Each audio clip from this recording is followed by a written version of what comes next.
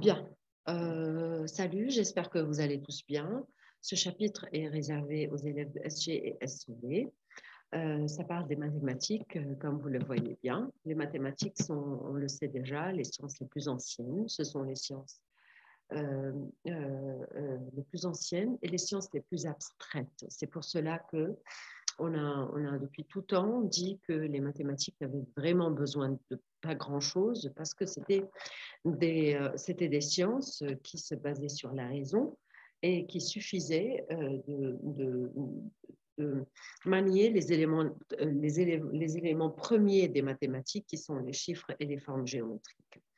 C'est pour cela que nous savons très bien que les mathématiques diffèrent de toutes les autres sciences et c'est pour cela qu'elles doivent avoir forcément une méthode qui est plus en harmonie avec l'objet mathématique lui-même.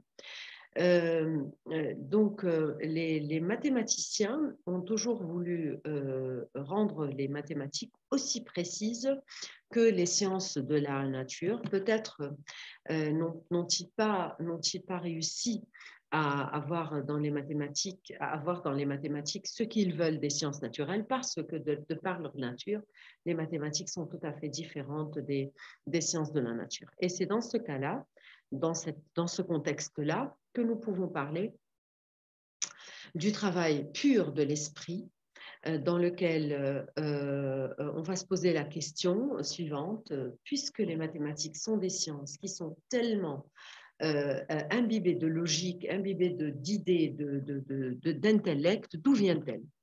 Est-ce que je peux dire que les mathématiques, c'est seulement le fait de compter, le fait de mesurer?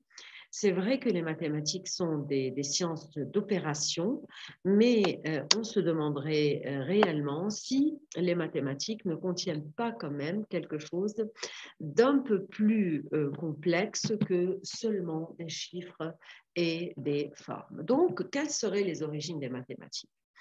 Nous le savons très bien, la plupart des données mathématiques sont des données qui sont absolument abstraites, mais nous le savons aussi qu'un grand nombre de ces éléments mathématiques peuvent être tout à fait aussi inspirés de la nature, c'est-à-dire avoir des formes sensibles. Donc, on va se demander, on va se poser cette question. Est-ce que les mathématiques ont une origine absolument expérimentale et venant de l'expérience sensible, c'est-à-dire en copiant sur la nature, les mathématiciens ont réussi à faire des maths, ou bien est-ce qu'elles sont de pure invention de notre esprit? Comme vous le savez déjà, toutes les thèses dans lesquelles on avance la sensation sur l'intellect ou bien sur l'idée, ils vont prétendre que, en réalité, les mathématiques sont absolument dans la thèse empiriste, inspirée sur la nature extérieure. Voire même, nous avons copié sur les formes de la nature. Ainsi, l'horizon a suggéré la ligne droite, le tronc de l'arbre a suggéré le fameux cylindre. On n'a pas vraiment à chercher trop loin. Et ensuite, l'esprit a travaillé sur le perfectionnement de ces formes qui ont été au départ inspirées de la nature.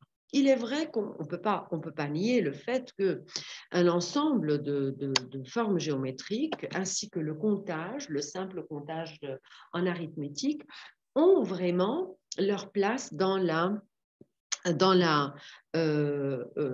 n'est-ce pas, dans la réalité, dans la nature. En réalité, quand on commence à apprendre les mathématiques, on commence à compter avec des objets ou bien avec ses propres doigts, sur ses propres mains. On a besoin de ce contact avec le réel, on a besoin de ce contact avec la concrétude, avec quelque chose de concret, afin de pouvoir construire sa réflexion. Et de toute façon, si nous revenons dans l'histoire, nous allons retrouver, non, la plupart des notions mathématiques sont des notions qui sont inspirées du quotidien. On a pu dire, par exemple, que la géométrie a été inspirée de l'arpentage, c'est-à-dire تحديد الأراضي يلي عرفوا فيه مثلا يلي عرفوا les Égyptiens anciens. C'est lui qui a pu inspirer, par exemple, le comptage. De toute façon aussi, en mathématiques et dans la vie, nous pouvons aller du plus concret qui peut se retrouver autour de nous dans la nature vers ce qui peut être le plus abstrait. Donc, pour l'empirisme, l'expérience serait le point de départ indispensable à partir duquel l'esprit aura ensuite construit au fur et à mesure, en les perfectionnant, les formes de la géométrie.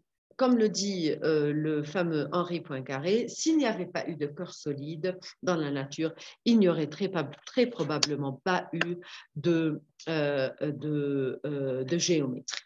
Donc, si nous voulons vraiment nous arrêter sur ce que disent les empiristes, il y a vraiment beaucoup de logique dans ce qu'ils sont en train de dire. Mais si nous pouvons venir aussi à dire que il est très difficile de pouvoir appliquer cela, surtout en arithmétique, quand il s'agit de parler de notions comme la géométrie dans l'espace ou bien des formes qui sensiblement n'existent pas dans la nature.